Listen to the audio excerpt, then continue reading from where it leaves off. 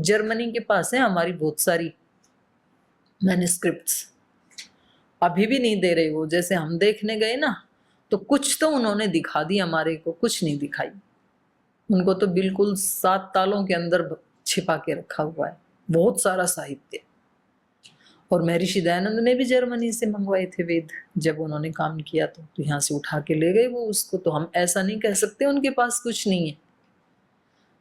मेरे पास प्रमाण है, मैं वहां से कहीं वीडियो रिकॉर्डिंग, कहीं फोटो खींच खींच के लाई। कम से कम 10 यूनिवर्सिटियों के लाइब्रेरी में मैं गई, मेरा मुख्य टारगेट वही था। कोई ऐसे वैसे स्थान नहीं देखे हमने मनोरंजन वाले, उन चीजों को देखा कि इनकी नॉलेज कहाँ है, कैसे ये अपने आप को एडवांस मानते हैं। तो उनका जो रख रखाव, तो हम वहां जाकर के, और पुस्तकें तो हमें समझ में नहीं आएंगी, तो हम उनसे पूछते थे कोई योग की, संस्कृत की, फिलोसफी की कोई बुक्स हो आपकी लाइब्रेरी में तो क्या आप हमें दिखा सकते हैं। तो यद्यपि उसका प्रोसेस तो वो करवाते हैं आधे पौने घंटे का, कार्ड बनाएंगे, नाम गाम पता कुल खानदान सब लिखवाएंगे हमारा, और फिर वो जाने देते हैं हमें। फिर बोले आप कितना भी पढ़ लो, और आते समय उसका लिंक और देते हैं। फिर बोले इस कार्ड के माध्यम से ये लिंक है, आप वहां बैठे बैठे भी यहाँ की पुस्तकें पढ़ सकते हैं, तो हेल्पफुल भी है। तो एक एक लाइब्रेरी में देखो हिंदी की पुस्तकें, संस्कृत की, योग की, व्याकरण की, व्याकरण में महाभाष्य से लेकर काशिका से लेकर धातु वृत्ति से लेकर सब पुस्तकें उनके पास हैं। हर लाइब्रेरी में 40 से 50 हजार पुस्तकें हमें मिली। तो हम ये भी नहीं कह सकते कि उनके पास नहीं है। वो लोग सोचते हैं कि ये भारत विश्व गुरु था तो ज्ञान के कारण था, ऋषियों के ज्ञान के कारण था। तो इन लोगों का जो महानता का जो हेतु है, जो कारण है, वो इनके ग्रंथों में है। और भारतीयों के मुख्य ग्रंथ 2 भाषा में मिलेंगे, या तो हिंदी में या तो संस्कृत में। कहीं कहीं लोक भाषाओं को भी रखा है उन्होंने, तमिल, तेलुगु, ये मराठी आदि की भी कुछ पुस्तकें हैं। तो उसको वो लेके जाते हैं, अभी तक लेके जाते हैं। मतलब वहां हमने 1400 ईस्वी से लेकर के और अब तक की पुस्तकें देखी, इतने पुराने पुराने प्रकाशन।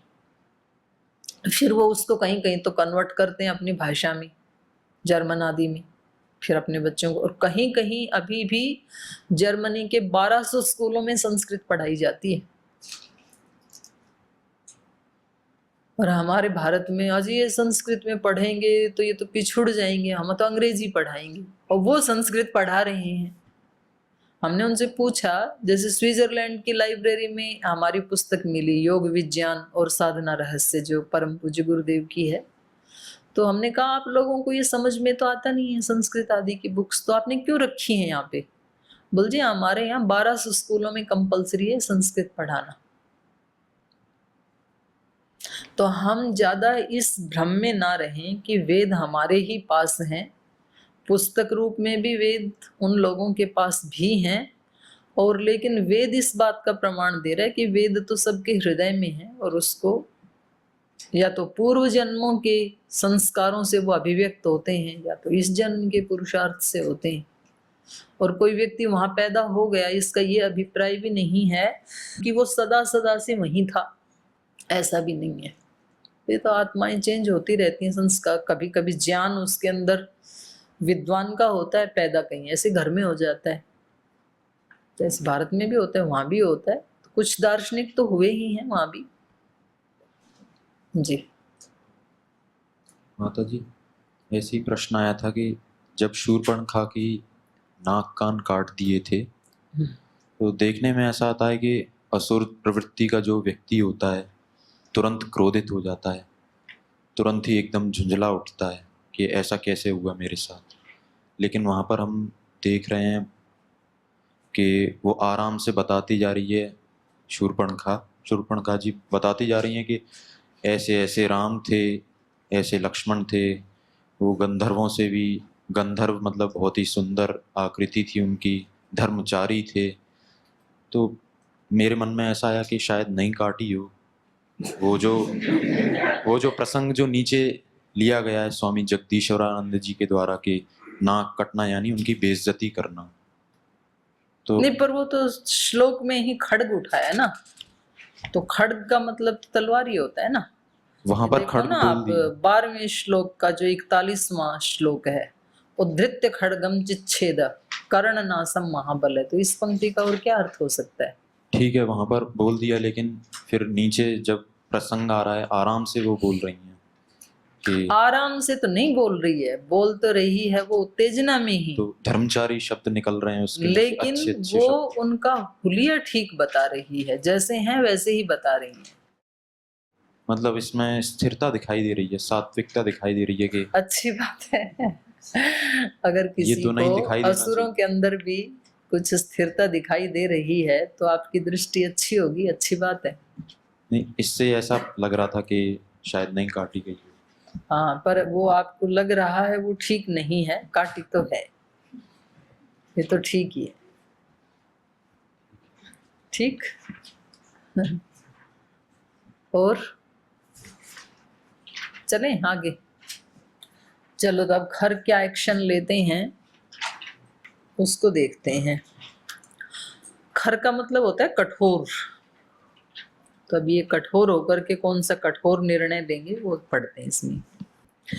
एवं आधर्षितः शूरः शूर्पणख्या खरस्तदा उवाच राक्षसां मध्ये खरः खरतरं वच न रामं गणये वीर्यवान् संक्षीण जीवितम् आत्मदुश्चरितैः प्राणान् हतो योऽद्य विमोक्षति बाष्पसंह्रियतामेष सम्भ्रमश्च विमुच्यताम् अहं रामं सह भ्रात्रा नयामि यमसादनम् परश्वध हतस्याद्य मन्दप्राणस्य संयुगे रामस्य रुधिरं रक्तम् उष्णं पास्यसि राक्षसी सा प्रहृष्टा वचः श्रुत्वा खरस्य वदनाच्युतम् प्रशंस पुनर्मोक्षात् भ्रातरं रक्षसां वरम्। एवं आधर्षितः शूरः शूर्पणख्या। यहाँ मेरे को ये व्याकरण वाले बताएंगे शूर्पणख्या शब्द ये क्यों बना, शूर्पणखया बनना चाहिए था तृतीया में तो। हाँ जी, पूज्य स्वामी हरिदेव जी, तृतीय है ना यहाँ तो, शूर्पण अच्छा षष्ठी है। हाँ ठीक ठीक ठीक ठीक। तो एवं आधर्षितः शूरः शूर्पणख्या।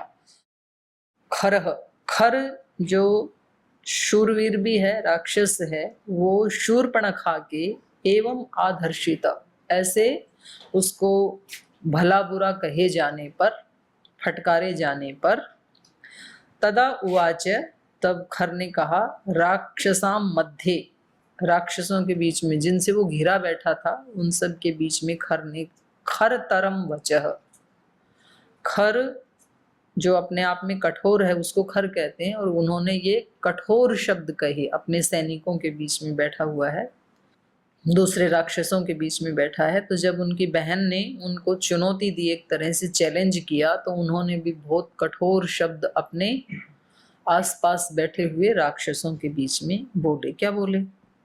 न रामम गणये वीर्यान, क्योंकि ऊपर इन्होंने कहा था ना यदि ते शक्ति तेजे नास्ति निशाचर रामेण, भाई राम को मारने के लिए राम की तुलना में अगर आपके अंदर इतना शक्ति तेज नहीं है तो क्यों आप फिर यहाँ के राजा बने बैठे। तो ये कह रहे हैं आप क्या बात कर रही हैं, राम को मैं कुछ समझता नहीं हूँ। न गणये रामम वीर्यान, राम के पराक्रम को मैं कुछ नहीं मानता हूँ, कुछ नहीं है वो, आप ऐसे ही उनसे डर रही हैं, उनके पराक्रम से ऐसे ही आप बढ़ा चढ़ा करके अपने मन में उनके प्रति एक ट्रिगर बना लिया है आपने। रामम न गणये वीर्यान मानुषम क्षीण जीवितम, क्या है वो? मनुष्य है वो तो। क्षीण जीवितम, जिनका जीवन क्षीण हो चुका ही समझो, मतलब मैं मार दूंगा उनको। तो क्षण भर जीने वाला जो है ऐसे, और मनुष्य है वो, कहाँ हम राक्षस, कहाँ ये मनुष्य छोटे मोटे कीड़े मकोड़े जैसे, इनके पराक्रम की बात आप कर रही हैं। तो उनके पराक्रम को मैं कुछ नहीं मानता हूं। आत्म दुश्चरितई प्राणान हत यो अद्य विमोक्षति, श्री राम को मैं कैसा मानता हूँ? आत्म दुष्चरित, स्वयं ही दुष्चरित्र वाला, माने खुद ही जिसने जो पाप कर्म किया है। पाप कर्म क्या किया? मेरी बहन के नाक कान काट दिए, तो ये क्या है उसका? दुष्चरित, ये अपराध का कर्म है, ये अच्छा कर्म नहीं किया उसने। तो इसलिए अपने इन पापों से आत्म दुष्चरितई यो अद्य प्राणान हतः, वो आज प्राणों से मारा जाएगा, मैं मारूंगा उसको, इसलिए प्राणान विमोक्षति, वो अपने प्राणों को छोड़ देगा। आप किस राम की बात कर रही हैं? वो राम मनुष्य वनवासी, वो उसको तो मैं क्या मारूंगा, वो तो अपने पापों से ही आज मर जाएगा। आत्म दुष्चरितई, स्वयं अपने किए हुए पापों से ही आज वो प्राणों से हाथ धो बैठेगा, अभी मार दूंगा मैं उसको जा करके। तो इसलिए उसके बारे में आप मेरे से तुलना कर रही हैं, ऐसे कह रही हैं। बाष्प संह्रियताम एष संभ्रमश्च विमुच्यताम अहम रामम भ्रात्रा सह नयामि यम साधनम। इसलिए वाष्प संह्रियताम, आंसुओं को पोंछो, आंखों से आंसू जो गिर रहे थे शूर्पणखा के, तो बोले इनको पोंछ लो आप। एष संभ्रमश्च विमुच्यताम, और इस भय को भी छोड़ दो, आप भयभीत हो रही हो ना, क्योंकि इसने क्या कहा था? सब तरफ से मैं भयभीत हो रही हूं। 16 नंबर श्लोक में आया था ना, सर्वतः भयदर्शिनी, सब तरफ से मुझे भय ही भय लग रहा है कि उन्होंने जिस तरह से एक क्षण में हमारे 14 बलवान राक्षसों को भूमि पर सुला दिया, तो उनके उस पराक्रम को देखकर बड़ी भयभीत हो रही है। तो ये कह रहे हैं छोड़ो उस भय को। संभ्रमश्च विमुच्यताम, भ्रमित हो रही हो, जो भयभीत हो रही हो, उस भय को छोड़ दीजिए। अहम भ्रात्रा सह रामम, मैं अभी देखो भाई समेत अर्थात लक्ष्मण समेत राम को यम साधनम, यम के सदन में अर्थात मृत्यु के पास अभी पहुंचा दूंगा। क्या छोटी सी बात है मेरे लिए ऐसे मनुष्यों को मारना, तो आप क्यों इतना भयभीत हो रही हैं? प्रश्वध हतस्य अद्य मंद प्राणस्य संयुगे रामस्य उष्णम रक्तम रुधिरम पाश्यसी राक्षसी। तो आज मैं क्या करूंगा? अध हतस्य अद्य, आज मैं उसको निष्प्राण कर दूंगा। मंद प्राणस्य, जिसके प्राण कैसे हैं? बहुत मंद हैं। मंद प्राणस्य अद्य, मंद प्राणस्य अधहतस्य परशु, परशु अधहतस्य, मैं अपने परशु से, फरसे से आज उसको पहले अधमरा कर दूंगा। मंद प्राणस्य अधहतस्य संयुगे, और फिर उसके रक्त को, रामस्य रक्तम उष्णम, उसके गर्म खून को तू पी पाएगी, तेरे लिए मैं उसका रक्त भी लेकर के आऊंगा। अधमरे का रक्त क्यों लाएंगे? क्योंकि पूरा मरने के बाद तो खून का पानी हो जाता है। तो बोले पहले उसको अधमरा करके अपने परशु से उसका खून निकालूंगा गरम गरम, और फिर तो वो अपने आप ही मर जाएगा, नहीं तो उसके बाद में मार देंगे, पर तेरे को तो खून पिलाना है उसका गरम गरम, कि उसकी डिमांड है। असुरों की ऐसी डिमांड होती है, असुर कोई आपकी तरह से लड्डू जलेबी बालूशाही तो मांगते नहीं है, वो तो मांस रक्त मदिरा यही चीजें मांगते हैं। तो जैसे यहाँ आपकी जो डिमांड है उनको आपके गुरुजन पूरा कर देते हैं, तो ऐसे ये भी अपनी बहन की डिमांड को पूरा करना चाह रही हैं। तो बोले मैं लेके आता हूँ तेरे लिए, गर्मा गर्म पीना तू। जैसे यहाँ कोई चाय कॉफी मांगते हैं गर्मा गर्म, तो उसको गर्मा गर्म रक्त चाहिए, तो ला के देंगे, ऐसे बोल रहे हैं। सा प्रहृष्टा, इतना सुन के खुश हो गई वो। क्षणे रुष्टा क्षणे तुष्टा, रुष्टा तुष्टा क्षणे क्षणे। तो ये राक्षसी है ऐसी। अभी तो इतनी नाराज हो रही थी ऊपर, तो अपने भाई को कुल कलंक और क्या क्या कह रही थी, और जब उसने कहा थोड़ा धैर्य रख, ये असुर कुछ नहीं है मेरे लिए, अभी जाता हूँ, तुरंत उसको अपने परसों से काट के उसका गरम गरम खून लाऊंगा तेरे लिए, पी लेना। बड़ी खुश हो गई। सा प्रहृष्टा वचः श्रुत्वा, खरस्य वचः श्रुत्वा, अपने भाई खर के वचन सुन करके, वदनाच्युतम, जो उसने प्रसन्न वदन होकर के जो उन्होंने कहा, उनको सुन करके ये खुश हो गई। प्रशंस, और उसकी प्रशंसा करने लगी। पुनः मोख्यात, पुनः फिर अपने उसी मुख से, जिस मुख से इनको डांट रही थी, उसी मुख से अब उनकी प्रशंसा करने लगी। भ्रातरम रक्षसाम वरम, राक्षसों में जो श्रेष्ठ हैं ऐसे भाई खर की पुनः अपने मुख से प्रशंसा करने लगी। तया परुषितः पूर्वं पुनरेव प्रशंसितः, अब्रवीद्दूषणं नाम खरः सेनापतिं तदा। 14 सहस्राणि मम चित्तानवर्तिनां, रक्षसां भीमवेगानां सम्रेष्व निवर्तिनां, नीलजीमूतवर्णानां घोराणां क्रूरकर्मणां, सर्वोद्योगमुदीराणां रक्षसां सौम्यकारय। उपस्थापय मे क्षिप्रं रथं सौम्य धनुंसि च, शराश्चित्राश्च खड्गश्च शक्तिश्च विविधाः शिताः, अग्रे निर्यातुमिच्छामि पौलस्त्यायां मनात्मनां, वधार्थं दुर्विनीतस्य रामस्य रणकोविदः।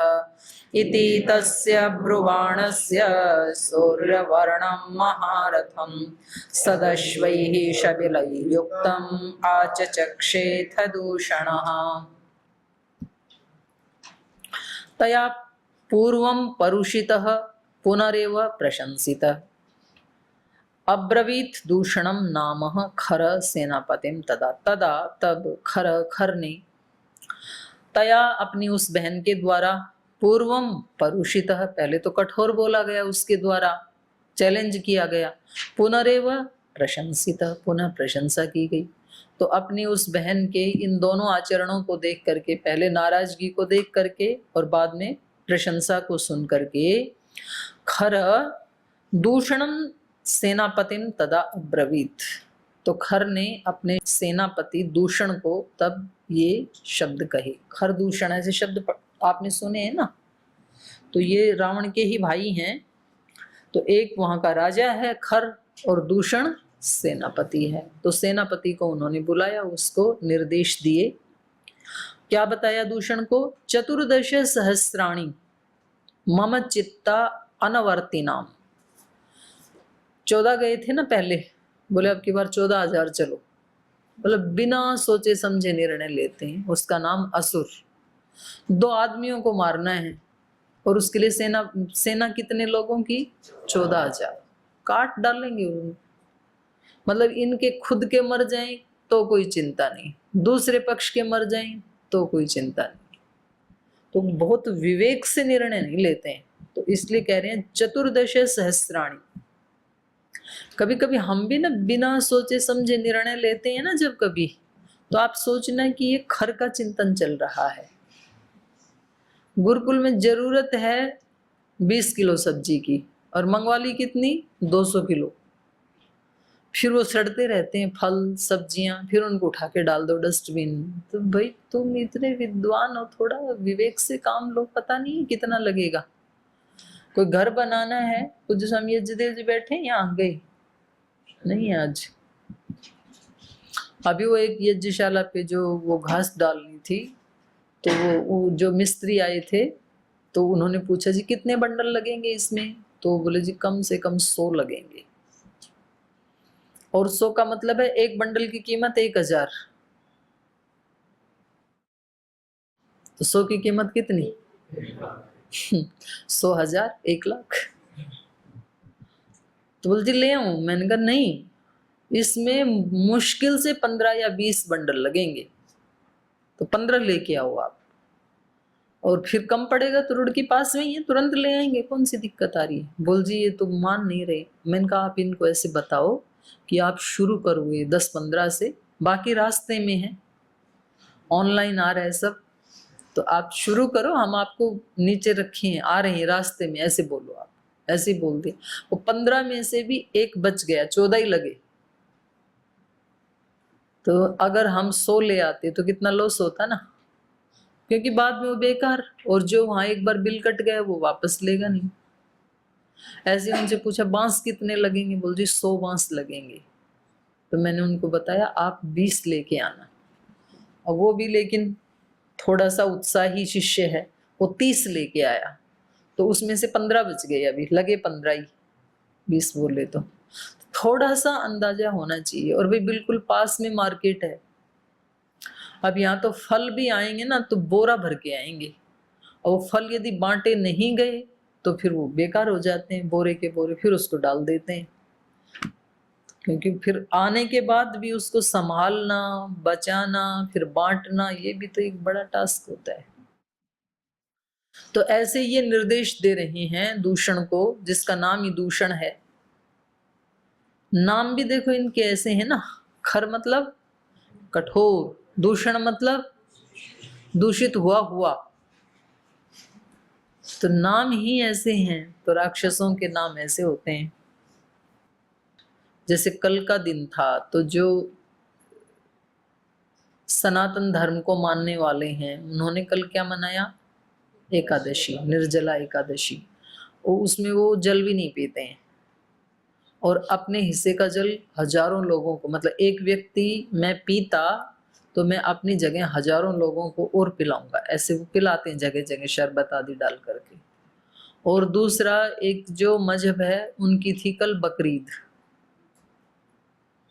तो कितने बकरों का रक्त बहा होगा भगवान मालिक। तो कितना अंतर है देखो आप, एक जगह कितनी अहिंसा, कितना तप, और दूसरी जगह कितनी हिंसा। तो ये अंतर होता है।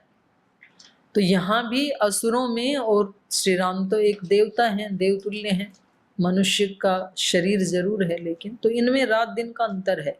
तो इन्होंने कहा चतुर्दश सहस्त्राणी मम चित्त अनवर्ती नाम, जो मेरी आज्ञा का उल्लंघन न करने वाले हों, मेरी आज्ञा अनुसार चलने वाले हों, ऐसे 10,000 सैनिकों को तैयार कर दो। रक्षसाम भीम वेगा नाम, जिनका बहुत प्रबल वेग है, बड़े जो लड़ाका हैं, ऐसे राक्षसों को समरेशु अनिवर्ती नाम, जो समर में कभी वापस नहीं आते, लौट के नहीं आते, पीठ नहीं दिखाते, चाहे सामने से कैसा भी प्रहार आए, या तो लड़ेंगे या तो मरेंगे। ऐसे जो पराक्रमी जो राक्षस हैं, शूरवीर राक्षस हैं, ऐसे 14,000 को तैयार कर दो। नील जीमूत वर्णा नाम, नील जीमूत, जीमूत कहते हैं बादल को, बादल की तरह से जिनका घोर कलर है। वैसे तो राक्षसों का घोर कलर ही होता है, लेकिन उसमें भी कुछ ज्यादा घोर कलर वाले बादल की तरह से, सघन बादल होता है ना, जैसे नीला नीला नीला बादल, और उससे पानी से भरा हुआ, कभी बारिश काल में देखा है ना ऐसे बादल। तो ऐसा जिनका वर्ण है, माने जो देखने से ही खूंखार लगते हैं, कि जो कमजोर सा आदमी है, कोई मनुष्य है, वो तो उनकी शक्ल देख कर ही मूर्छित होके गिर जाएगा।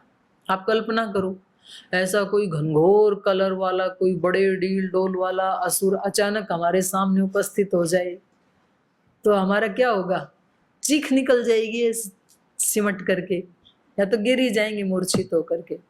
तो ये बोले कि कुछ करना भी ना पड़े, ऐसे घोर नील जीमूत वर्णानाम घोराणाम क्रूर कर्मणाम, जो क्रूर कर्म करने में कोई संकोच नहीं करते, तुरंत तोड़ मरोड़ देते हैं किसी को भी। ये भी बड़े जिगरे का काम है, मतलब दुस्साहस का काम है। प्राणियों को इस तरह से काटना, रेंदना, ये कोई सामान्य हृदय का काम नहीं है, सात्विक हृदय का काम नहीं है, बड़ा उसके लिए क्रूर हृदय चाहिए। तो इसलिए कह रहे हैं क्रूर कर्मणाम सर्वोद्योगम उदीराणाम, जो सब प्रकार के उद्योग को, अर्थात युद्ध को, यहाँ तो युद्ध ही उद्योग है, उसको करने के लिए जो बड़ा उत्साह रखने वाले हैं। सर्व उद्योग मुदीराणाम रक्षसा सौम्य कार्य, लेकिन अपने सेनापति दूषण के लिए ये भी संबोधन सौम्य कर रहे हैं।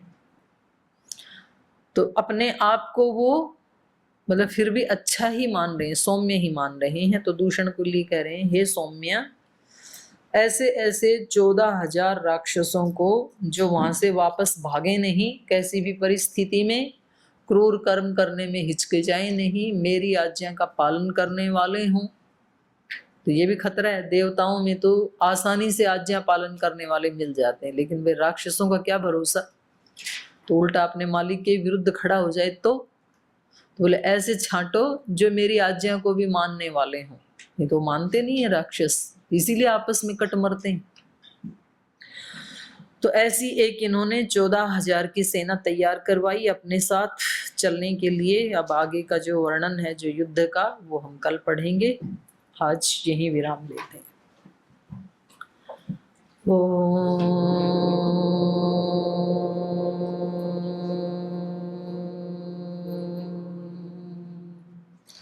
शांति शांति शांति।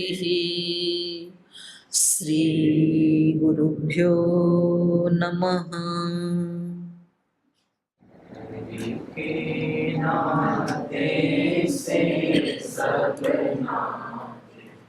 इससे सभी सुहाते, हरि के नाते से सब नाते, इससे सभी सुहाते, किससे वैर करेंगे प्यारे, विविध रूप धर आते, किससे वैर करेंगे प्यारे, विविध रूप धर आते।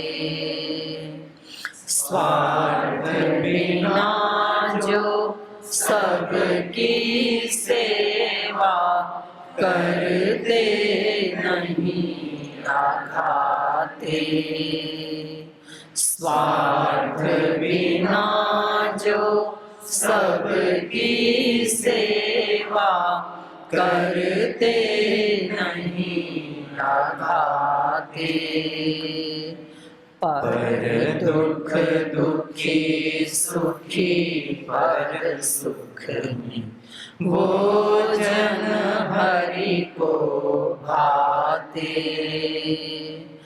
पर दुख दुखी सुखी पर सुख में वो जन हरि को भाते, हरि के नाते से सब नाते, इससे सभी सुहाते,